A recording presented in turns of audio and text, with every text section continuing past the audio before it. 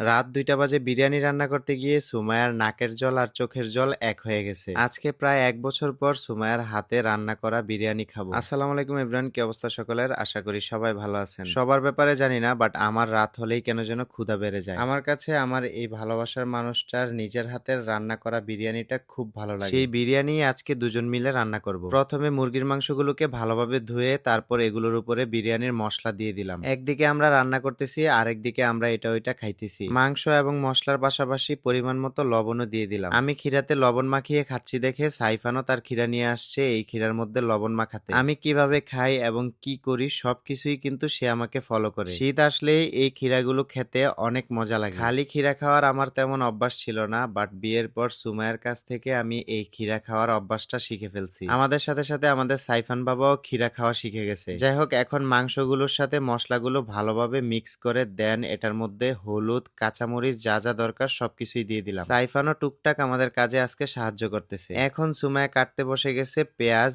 আর যে পেঁয়াজ কাটতে গিয়ে আজকে সে নাকের জল চোখের জল এক করে ফেলছে। প্রথম অবস্থায় তো আমি একদমই বুঝতে পারি নাই যে পেঁয়াজের কারণে তার চোখ দিয়ে পানি পড়তেছে। আমি ফার্স্টে ভাবছিলাম হয়তোবা তার কোনো দুঃখ মনে পড়ে গেছে, সেজন্য কান্না করতেছে। সুমাইয়ার এরকম কষ্ট দেখে সাইফান রুম থেকে গিয়ে সানগ্লাস নিয়ে আসছে আর বলতেছে যে এই সানগ্লাস পরে পেঁয়াজ কাটার জন্য। আমি তো পুরাই অবাক, তার মাথায় এরকম একটা বুদ্ধি আসছে। চশমা পরার পর কাজ করবে কিনা জানি না, বাট তার মাথায় যে এইটুক আইডিয়া আসছে এটাই অনেক। একদিকে কান্না করতেছে আবার আরেকদিকে পেঁয়াজও কাটতেছে। অবশেষে তার অনেক কষ্টের পর চোখের পানির বিনিময়ে আমরা পেঁয়াজ কাটা সম্পূর্ণ করলাম। বিরিয়ানির মধ্যে বড় বড় সাইজের আলু না হলে একদমই জমে না। আলু কাটা হয়ে গেলে এখন বিরিয়ানির চালগুলোকে ভালোভাবে ধুয়ে নিতে হবে। মোটামুটি প্রায় সবকিছুই রেডি, এখন শুধু মাংসটা কষানো বাকি। আজকে যে সুমাইয়া একা রান্না করতেছে তা কিন্তু নয়, আমিও কিন্তু আজকে টুকটাক তার কাজে হেল্প করতেছি। আজ থেকে ২ বছর আগেও কিন্তু আমরা এটা ওইটা নিজেরা নিজেরা রান্না করে খেতাম। সেই আগের দিনগুলোকে আমরা অনেক মিস করি। এখন হয়তোবা ব্যস্ততার কারণে তেমন সুযোগ বা সময় হয়ে ওঠে না। পেঁয়াজ দিয়ে মাংসগুলোকে ভালোভাবে কষানো হয়ে গেছে।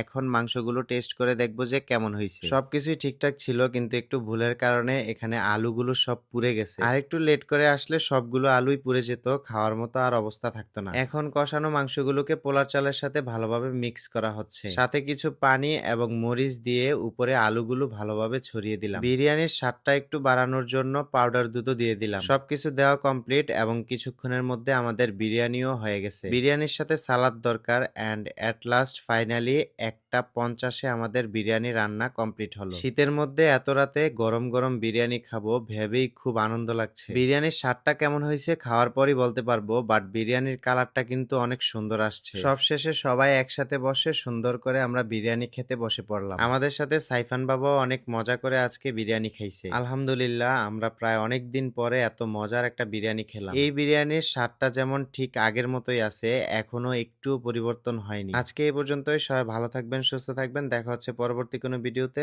আল্লাহ হাফেজ।